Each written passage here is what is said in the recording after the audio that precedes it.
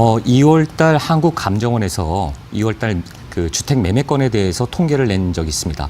그랬더니 정말 재미난 결과는 작년에 11월, 12월까지는 3, 40대 투자자가 40%였습니다. 그런데 2월 달에는 무려 60.5%가 30, 40 세대, 젊은 세대들이 이 코로나 위기에도 어마어마한 물건을 매수했다는 통계가 나왔습니다. 과연 이거는 어떤 걸 의미할까요? 재미난 거는 제가 오늘 주제를 지금은 역발상 투자가 필요한 때다. 비관론이 극에 달할 때 투자하라 라고 정했습니다. 말 그대로 젊은 층들은 이 대목을 그대로 실행하고 있는 것이 아닐까 이런 생각이 듭니다. 부동산뿐만 아니라 주식에 제가 앞서 말씀드린 대로 45조 원의 개미 투자자 예탁금이 현재 대기 상태로 갑니다.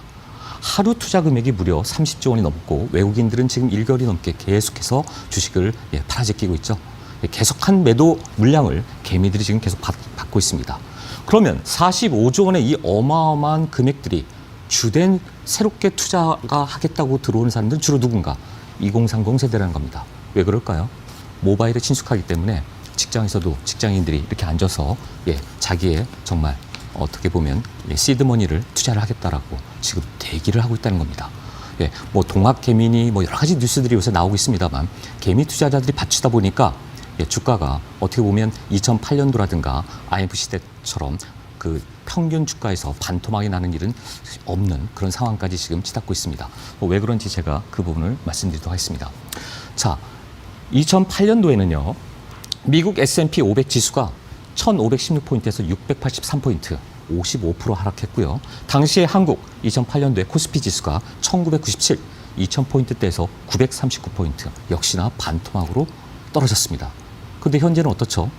저희가 3개월 전까지 2100에서 2200, 2100 선 언저리 있었죠? 지금 1700포인트. 아마 지금 오늘 포인트가 그 정도 될 것 같습니다.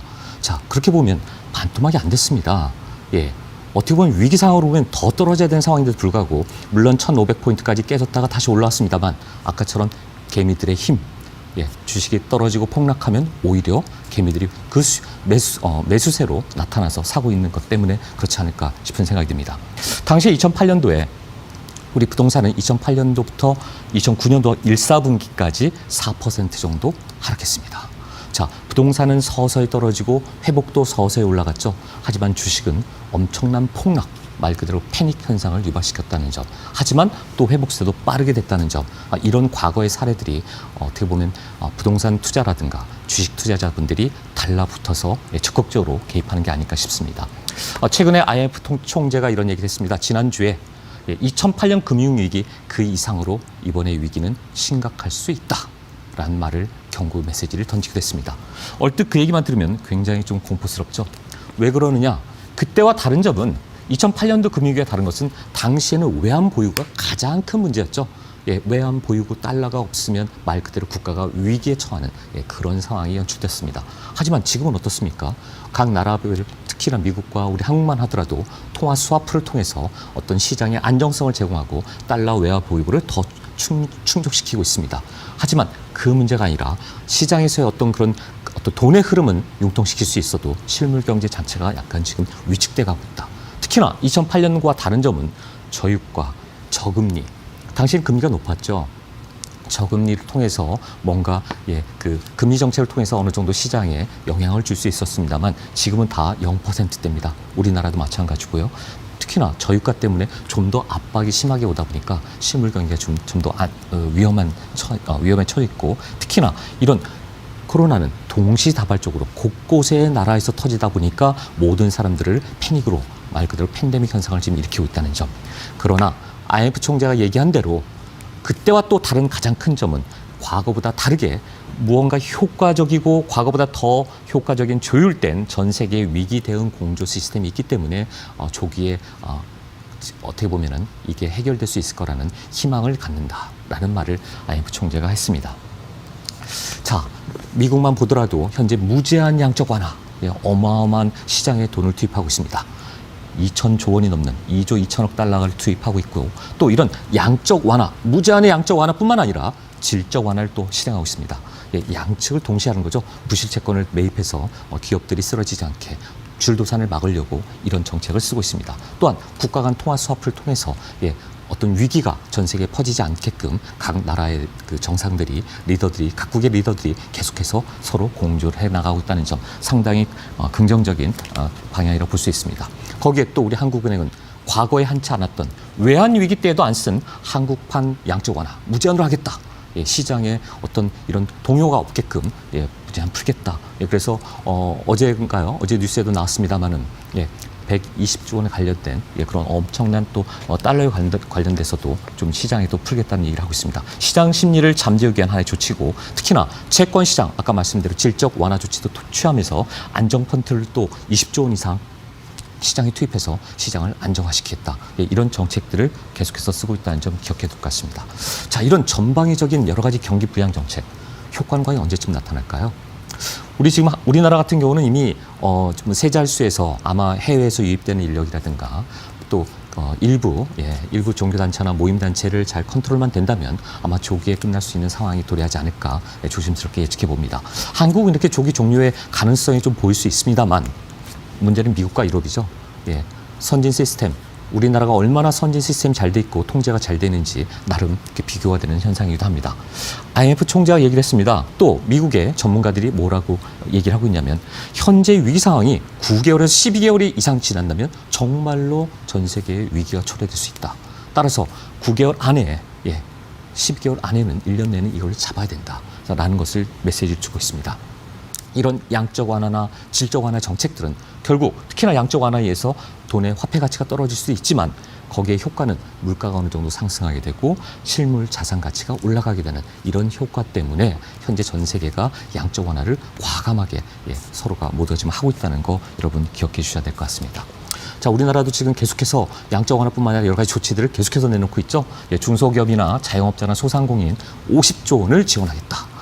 결국 여러 가지 면에서 재난기금, 재난기본소득도 관련된 대로 어제 오늘 계속 뉴스가 나오고 있습니다만 1,000만 가구, 4인 가구 기준일 때 100만 원씩 지급하겠다. 아마 지급이 될 것 같습니다. 하위 70%라고 얘기를 하고 있더라고요. 그뿐만 아니라 취약계층이나 소상공인의 재난기금을 별도로 주겠다. 일부 도시 같은 경우는 아마 2중, 3중 혜택을 좀 볼 수 있지 않을까 싶습니다. 자, 이렇게 정부에서 여러 가지 정책들을 쏟아붓고 있습니다. 과연 이런 것들이 효과가 안 나타나겠습니까? 가장 중요한 것은 각 나라도 우리 대한민국뿐만 아니라 방조만 하진 않을 것이다. 바라만 보고만 있지는 않을 것이다. 그렇다면 전 세계 이런 빠른 공조는 결국 서로 간에 해결을 찾으려고 노력할 것이고 그렇다 보면 우리나라뿐만 아니라 미국이나 유럽도 안정세로 돌아설 것이 아닐까. 그렇게 된다면 그때는 정상화로 돌아서지 않을까. 그런 예측을 해봅니다. 그렇다면 이러한 공포스러운 여러 가지 위기와 여러 가지 기사들이 나올 때 시청자 여러분께서 주의하셔야 될 점이 있습니다. 바로 부동산과 관련된 기사들이죠. 그중에 하나를 제가 체크해서 보여드리는데요. 강남의 모 일부 지역을 찍으면서 무려 5억 원이 떨어졌다. 그러면서 마치 그 동네의 모든 아파트 값이 다 5억 원이 떨어진 것이냐 기사가 나올 때 여러분 이런 부분은 신중하게 판단하셔야 됩니다. 하나를 보고 전체를 평가하는 그런 오류를 범해서는 안 된다는 것을 강조해드리고 싶습니다. 실제로 그것은 정말로 여러분이 가서 파악해 보시면 알겠지만 뭔가 급한 매물이었던 거죠. 그게 증여의 매물일 수도 있고 뭔가 그것은 시장의 일반적인 전체 가격을 나타내는 지수는 아니라는 거.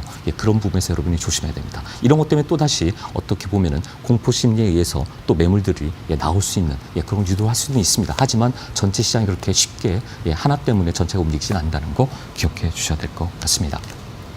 마지막으로 제가 말씀드리고 싶은 거는 자, 이런 지금 위기 상황에서 투자의 기본 원칙을 지키면 반드시 기회는 온다라는 것을 말씀드리고 싶습니다.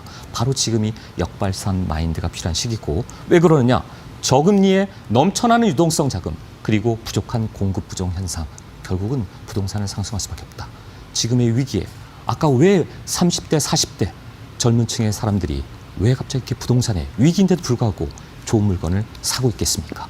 바로 지금 위기에 좋은 급한 매물들은 나오고 있다는 거죠.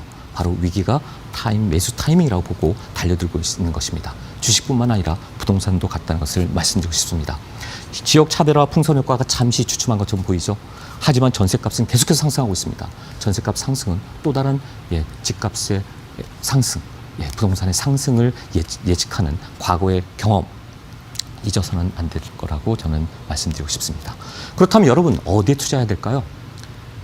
저한테 특별히 예, 선착순으로 신청하신 분 10분에 한해서 제가 개인 상담을 무료로 해드리고 있습니다. 개인마다 자기가 가지고 있는 투자금이 다르고 개인마다 어디에 투자할지 위치나 지역이나 혹은 매물, 아파트인지 다세대인지 혹은 땅인지 그게 어떤 물건인지에 대해서 다 다릅니다. 개인의 상황에 맞게 방향을 설정하고 올바른 투자, 성공 투자가 어떻게 할 수 있는지 그 부분에 대해서 제가 무료로 상담을 해드리겠습니다. 단 선착순 10분에 한해서 신청하는 거니까요. 여러분 일찍 오시게 되면 모여서 하는 게 아니라 1대1로 하시게 되는 거니까 코로나 위기라고 집에 있으실 게 아니라 마스크 쓰고 나오셔서 1대1로 상담을 하시면 안전하다고 생각합니다. 여러분 적극적으로 움직이시기 바랍니다. 마지막으로 제가 드리고 싶은 얘기가 있습니다. 미국 월스트리트의 어떻게 보면은 전설적인 사람인 거죠. 전설적인 사람 바로 존 템플턴입니다. 이분이 1912년도 태어나서 2008년도에 돌아가셨는데 당시에 없었던 글로벌 펀드를 만드신 그런 펀드 창립자이기도 합니다. 자, 이분이 했던 얘기가 있습니다. 비관론이 크게 달할 때 투자라. 그것이 바로 나의 첫 번째 원칙이다. 워렌 버핏이 한 얘기가 있죠. 군중의 반대 심리에 서라. 앙드레 코스탈리는 이런 얘기를 또 했습니다. 군중의 심리를 이용해라. 시장의 심리를 이용할 때 그곳에 투자의 성공 투자처가 있는 것이다. 다 같은 비슷한 맥락입니다. 지금 위기라고 생각할 때 여러분 바로 이 위기는 투자의 타이밍이라는 거. 여러분이 주춤하고 현명한 판단이 안 되실 때 현명한 판단과 분석을 위해서 그 곁에 제가 있도록 하겠습니다. 저를 기억해 주십시오. 이상입니다.